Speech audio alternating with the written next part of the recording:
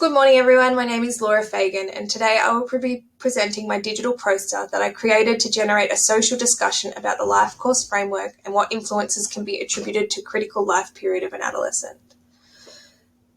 This is the poster that I posted on my Instagram account using the hashtags social complexities in health, life course perspective, and adolescence. And to start this presentation off, I want to play to you a video that was posted on my Instagram in response to my poster. About a young woman, and every time she cooks a lamb roast, she cuts the end off it before she puts it in the oven. And then one day her husband says to her, "Honey, why do you cut the end off the lamb roast?" And she goes, "Well, I don't know. That's what my mum used to do." He goes, "Well, bring your mum. I want to know why." So she rings her mum and says, "Mum, why do you cut the end off a lamb roast?" And do you know what she said? "Because that's what your grandma used to do." She goes, "Let's do a group call and we'll ring her right now." And they ring grandma. She goes, "Hello, grandma, why did you used to cut the end off a lamb roast?" She goes, "Well, honey, when I used to cook a lamb roast when you were young, our ovens weren't very big, so that was the only way we could fit them in the oven." 2 generations later, they're still cutting the leg off the lamb roast. Why? Because that's what they saw. Almost every behaviour that is demonstrated in the world right now, it came from somewhere. Whilst this video is quite comical, I'm sure we can all relate to particular behaviours that we do just because that's all we know. But what if I told you that we carry more than just silly cooking techniques with us through our lifespan? What if I told you that things like how we brush our teeth and the neighbourhood you grew up in has influenced how healthy you are today, 20 years on? Knowing this, would you have done things differently? Do you think your parents would have done things differently? We often use social determinants of health to understand what factors external to health itself are influencing an individual or group's physical and mental health and well-being at that one point in time. Considering general socio-economic, cultural and environmental circumstances such as social supports, education, family dynamics, living condition and financial stability can be useful in understanding what characteristics influence health and how detrimental or beneficial these can be on health of an individual, family or a community. But what if we applied the study of social determinants of health to a lifetime or examined this across generations? What would the health outcomes of the individuals, families and communities be the same? Key stages in people's lives have particular relevance to their health.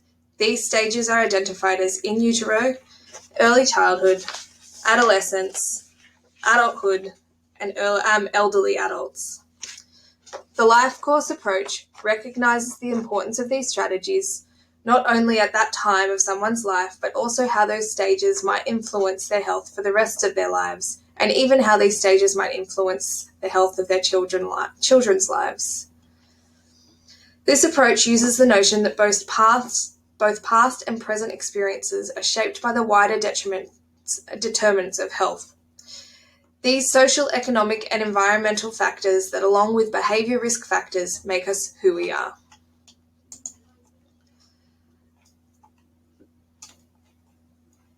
There are 4 fundamental principles that characterise the life course approach. The first one being historical time and place. This principle recognises that an individual's development path is shaped by conditions and events occurring in the time and place in which the person lives. Examples of this could include COVID and its social isolation effects, wars, and cultural ideologies. The second principle, timing in lives, recognises the impact that an individual's own age, generation, and time period that they lived has effect on their life course. The third principle, linked lives, emphasises that lives are interdependently and reciprocally connected on several levels, and that the individual experiences are linked through social networks and shared relationships. The final fundamental principle is human agency, which considers the idea that individuals are assumed to have capacity to make thoughtful, proactive, and self-controlled choices about institutional involvements and social relationships, keeping in mind that these choices are dependent on opportunity and constraints. The 4 principles allow us to understand the historical and social perspectives or influences when looking back across an individual or cohort's life experiences, or across generations to understand patterns of health and disease, whilst recognizing that both past and present experiences are shaped by the wider social, economic, and cultural context. When considering the influence of these factors, we categorize them into protective factors, which are positive influences, and risk factors, which are negative influences. Now that we have an understanding of the life course approach, let's have a closer look at the key stage of adolescence, which is classified as 10 to 19-year-olds. The adolescence stage of one's life is where rapid brain development and the attainment of new cognitive abilities lead to several significant changes in terms of identity and relationships, and is a crucial stage for establishing health behaviours that affect health and well-being in later in life. Some key transitions occur during these years, which might include transition from primary to secondary to higher education, from education to workforce, and from dependent child to independent adult. During this stage of life, impulsivity and an increase in risky behaviour are often seen in this period, leading to adverse outcomes such as teenage pregnancy, substance abuse, and mental health disorders. Half of lifetime mental illness is said to start by the age of 14. More than 8 out of 10 adults who ever smoked regularly started smoking before the age of 19. And studies show that 8 out of 10 obese teenagers went on to be obese adults, emphasizing the impact that decisions have when you're a teenager. Some factors that influence the projected health and well-being of adolescents include some biological factors, so neurodevelopment leading to exploration and experimentation that takes place during adolescence as biological maturity precedes psychosocial maturity. Hence the impulsivity and poor decision making demonstrated by risk-taking behaviours such as drug use, unintentional injuries, and unprotected sex. Another biological factor is puberty. This causes a cascade of changes to an adolescent. Rapid semantic growth, brain development, sexual maturation, and reproductive capacity, along with the physical changes, there is a significant psychosocial change that accompanies these transitions. Psychosocial risk factors such as sleep deprivation, poor parental support, family conflict, and poor mental health have been directly linked with adverse outcomes such as substance abuse and teen pregnancy. Adolescents are also influenced by socioeconomic circumstances of their community, with strong associations between low socioeconomic backgrounds and unhealthy diets, reduced physical activity, increased cigarette smoking, and sexually transmitted infections. Finally, environmental risk factors that can influence the health trajectory of an adolescent include the familial and community environment they live in. Again, reflecting the social gradient of low socioeconomic backgrounds and poorer health.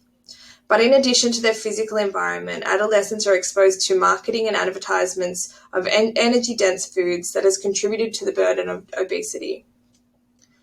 Most adolescents believe they are healthy. They overlook future steps to improve and maintain health until later in their life course. There is little understanding about what the underlying trajectory of risk that is associated with their actions during their healthy years. Because of this assumed healthiness in this stage, adolescents, especially those in low socioeconomic areas and low literacy areas, are not on the radar of public health in their communities. So what interventions can be used to increase protective factors and minimize the effect of risk factors for at the adolescent life stage? Ensuring access to quality preconception services and pregnancy care for all women, including measures to promote healthy lifestyles, building parenting capacity, ensuring access of quality education for all and minimizing dropout, promoting health and resilience in adolescence, and creating promoting environments for this age group, promoting sexual and reproductive health, mental health, and healthy aging throughout the lifespan, and promoting universal health coverage for youth-friendly services, mental health services, and sexual and reproductive health services.